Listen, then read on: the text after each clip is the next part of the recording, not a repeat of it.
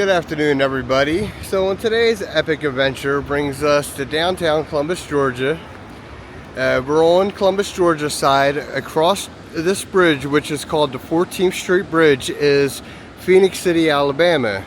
Now, what took place here was in the Civil War, the Battle of Columbus, often cited as the last major land battle of the Civil War, April 16th, 1865, took place along the Chattahoochee River, centered on the bridges connecting Girard, which is now Phenix City, Alabama, and Columbus, Georgia. So that would have been right here.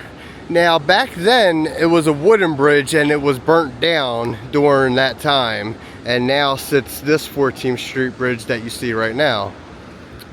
But we're just gonna walk around a little bit and show around, because the war actually took place along the Chattahoochee River all the way down past the 13th Street Bridge, which is right there, 14th Street Bridge. So we're just gonna walk the waterfront for a little bit, and I'm gonna play some clips for everyone to listen to, and maybe some soundtracks, depending on the copyright or not. But I hope everyone enjoys today's video.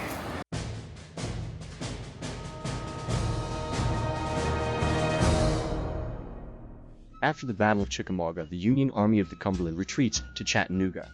Confederates under Braxton Bragg pursue and take position on the heights surrounding the city, presenting a formidable obstacle to the Union Army and preventing all but the tiniest trickle of supplies from entering the city.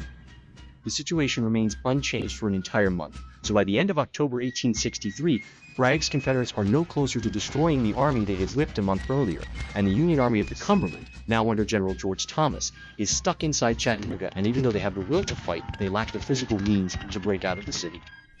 However, Chattanooga and the railroads that converge there are essential to the Union war effort, and Abraham Lincoln is ready to move heaven and earth to ensure that the city not only stays in Union hands, but serves as a base of operations for future offensives into the Confederate heartland. Union reinforcements moved to Chattanooga in the form of the Union Army of the Tennessee, the Victors of Vicksburg under the command of William T. Sherman, and 4 divisions of the Army of the Potomac, fresh from their victory at Gettysburg, under the command of Joseph Hooker. But perhaps more importantly, Ulysses S. Grant has been promoted to command all of the Western armies of the United States. Grant himself will oversee the relief effort at Chattanooga. He arrives cold, wet, but ready to work. Now, before Grant can lift the siege, he must first bring supplies to the starving army of the Cumberland. Fortunately, when he arrives, one of his generals, William F. Smith, has a plan to float boats down the Tennessee River to establish a bridgehead on the southern side and connect with the Army of the Potomac units that are arriving. The plan is nuts and rife with danger, but Grant is anxious to take action and greenlights the project. On the night of October 27, 1863, federal troops under the command of William Babcock Hazen float down the Tennessee River, establish a bridgehead at Brown's Ferry, and link up with Hooker's men the next morning. Bragg sees this and wants to stop the relief effort, but James Longstreet's half-hearted attempt to break the Union supply line at Wauhatchie is beaten back in the middle of the night of October 28th. In 3 days, Grant has already begun to unravel the month-long siege of Chattanooga, but Bragg and his generals are too busy arguing with one another to do anything about it. In the face of their inaction, Grant's army grows stronger, gets resupplied, and is ready to take the initiative. On November 23, 1863, Union troops seize high ground called Orchard Knob. The next morning, Hooker's men sweep the Confederates off of Lookout Mountain in a mythical engagement known as the Battle Above the Clouds. On November 25th, Union troops set their sights on Missionary Ridge, the last Confederate stronghold. Sherman will attack from the north, Hooker will sweep up from the south, and the Army of the Cumberland will make a demonstration against the base of Missionary Ridge. But these Cumberland men, who've been sitting besieged in Chattanooga for 2 months, have ideas of their own. They launch their own attack, not just a demonstration, but a full-fledged assault up the side of Missionary Ridge, sweeping the Confederates off in confusion. Grant's pursuit is stopped at Ringgold Gap on November 27th by a potent rearguard action led by Patrick Cleburne, but the damage has already been done.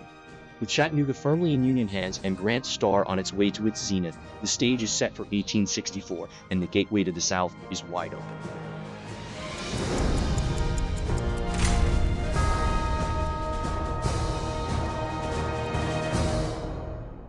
The Battle of Columbus, Georgia, also known as the Battle of Girard, Alabama, was the last conflict in the campaign through Alabama and Georgia known as Wilson's Raid. Several sources have held that this was the last battle of the war. The Georgia state government officially declared this battle the last battle of the war between the states. Events leading to the battle. After the Union victory in the Battle of Nashville, Union General George H. Thomas ordered General James H. Wilson to march into the heart of the Deep South and bring the Confederacy to its knees by destroying their supply centers at Selma, Alabama, and Columbus, Georgia. Wilson left Gravelly Springs, Alabama, on March 22, 1865, heading for Selma, a major Confederate manufacturing and supply center. The Battle of Selma was fought on April 2, 1865, against the highly skilled leadership of General Nathan Bedford Forrest, whose men by now were hopelessly outnumbered by the invaders. The battle took place on the same day the Confederate capital of Richmond fell to the army of General Ulysses S. Grant. Forrest managed to inflict heavy casualties on the attackers, but Wilson's raiders finally managed to break through the defenses and captured Selma by 7 p.m. that evening. Wilson's men then destroyed all the military supplies and looted the city before moving on. On April 9, 1865, General Robert E. Lee surrendered the U.S. Grant at Appomattox Courthouse, but Confederate General Johnston's army was still intact, as were the armies in the Trans-Mississippi Theater. Also, because of the lack of communications, General Wilson was not aware of Lee's surrender. They continued their raid of destruction. On April 12, 1865, Wilson's men marched into the former Confederate capital of Montgomery, Alabama, without more than token resistance from the Confederates. Wilson's next target was the manufacturing city of Columbus, Georgia, the largest surviving supply city in the South. Columbus was second only to Richmond, Virginia in providing the industrial support for the war, and Richmond had now been taken. Columbus also was on the Chattahoochee River, where there was a major naval construction facility. A new ironclad, the CSS Muscogee, had been completed and was docked at Columbus waiting to be launched. The President of the United States was shot in Washington on Good Friday, April 14th, but this was also unknown to Wilson and his raiders. Columbus alerted to the attack. The Confederates in Columbus were well aware that Wilson's 13,000 men were on the way. Confederate Major General Howell Cobb had been placed in charge of whatever forces he could gather, and he did his best to prepare to defend Columbus. At Cobb's disposal were only about 3,500 men, most of them Georgia and Alabama Home Guard units and civilian volunteers. On April 16, 1865, Columbus newspapers warned citizens to leave the town since a Union attack was imminent. The public is hereby notified of the rapid approach of the enemy, but assured that the city of Columbus will be defended to the last. Judging from experience, it is believed that the city will be shelled. Notice is, therefore, given to all non-combatants to move away immediately. General Howell Cobb's defense strategy. Cobb decided to defend the city on the Alabama side of the Chattahoochee, in the town of Girard, Alabama. There the Confederates utilized trenches, breastworks and earthen forts that had partially existed since earlier in the war. Now their completion became imperative. The main objective was to defend the two covered bridges that connected Girard to Columbus. Cobb had the advantage of knowing that Wilson would have to concentrate on these two narrow locations in order to capture Columbus.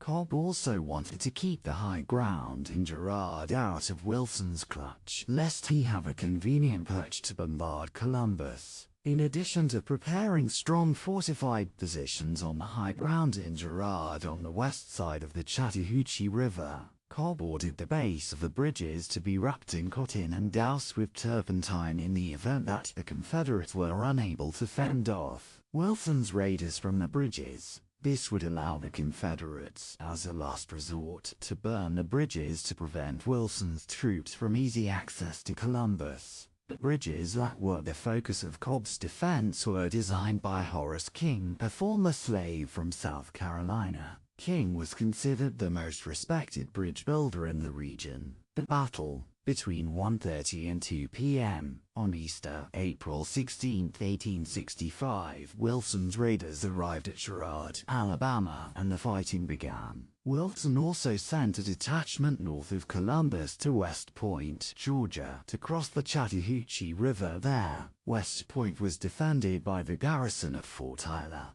The Battle of West Point and the Battle of Columbus took place on the same day. At about 2 p.m., Union General Emory Upton's division launched an attack on the lower bridge, meeting very little resistance. It appeared as if Alexander's brigade would cross the bridge and take Columbus almost as easily as they took Montgomery, Alabama. Upton remarked, "Columbus is ours without a shot being fired," but this was a trap. Confederates removed the planks on the east side of the bridge that would thwart the Federals and allow the Confederates to burn the bridge filled with soldiers. Recognizing the peril, Upton was forced to retreat, and for a short time it appeared as if the Confederates might enjoy some degree of success in defending Columbus. Wilson was compelled to turn his attention to the upper bridge. As the sun began to set, General Robert Toombs telegraphed Governor Joseph E. Brown of Georgia telling him that a skirmish had occurred, but as the skies were darkening, he believed there would be a decided fight the following day.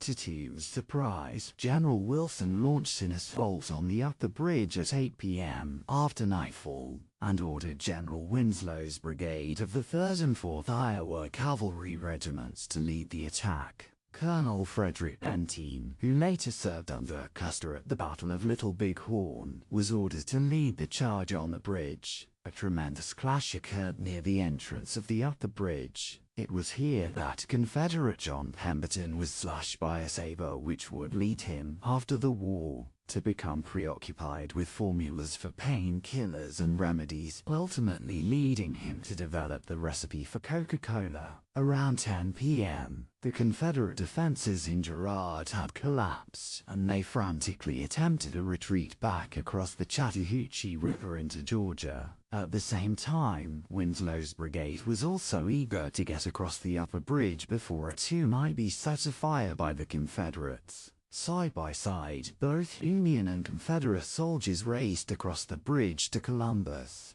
It was too dark, however, for either to see who was who.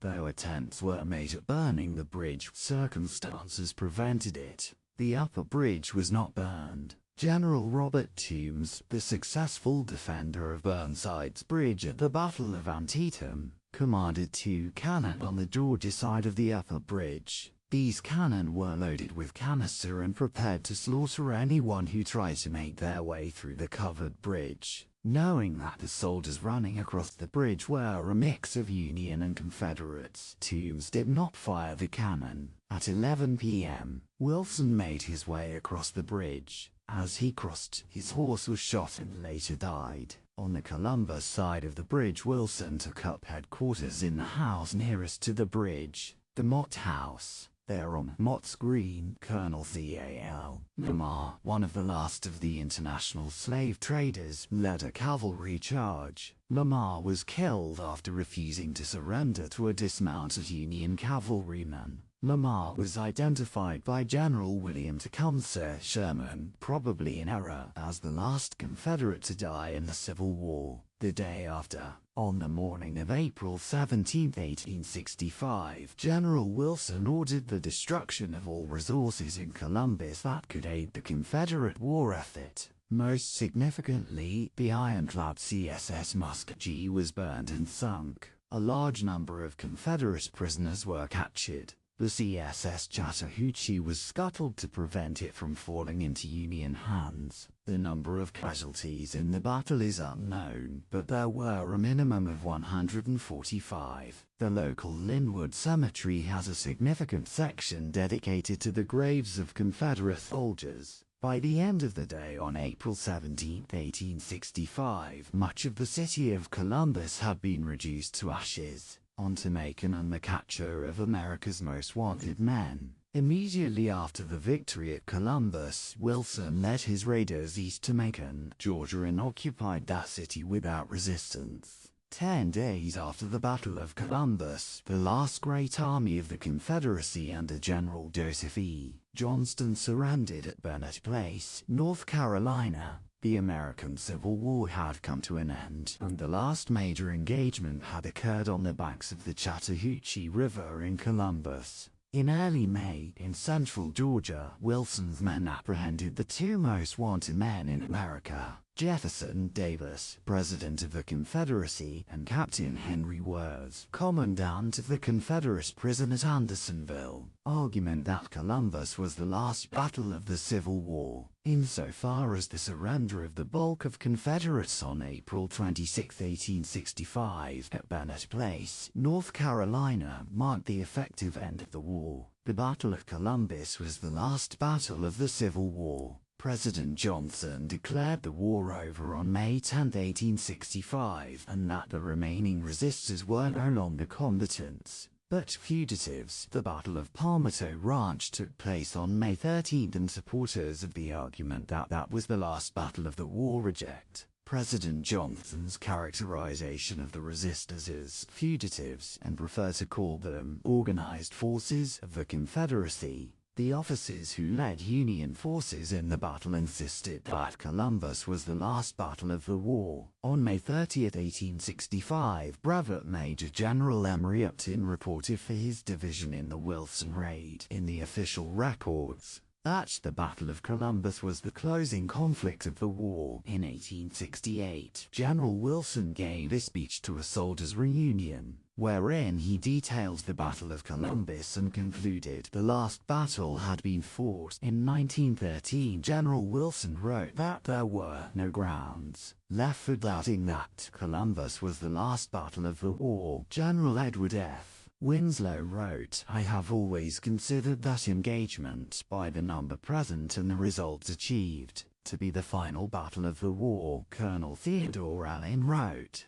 "It is true that there was some desultory fighting and scrapping after the Battle of Columbus, Georgia, but nothing of sufficient size to entitle it to the name of a battle." A movement to preserve the battlefield as a national park ensued from the 1890s through the 1930s. The director of the National Park Service, Arno B. Camera, rejected the proposal in 1934. In response, in 1935, the Georgia state legislature passed a resolution identifying the battle as the last one of the Civil War and calling once again for the establishment of a national park there. A renewed effort to commemorate the battlefield as a park has been revived. Representatives of Auburn University have recently posted an appeal to help preserve F.D. Gilmer, one of the earthenwork redoubts on the Alabama side of the Chattahoochee River.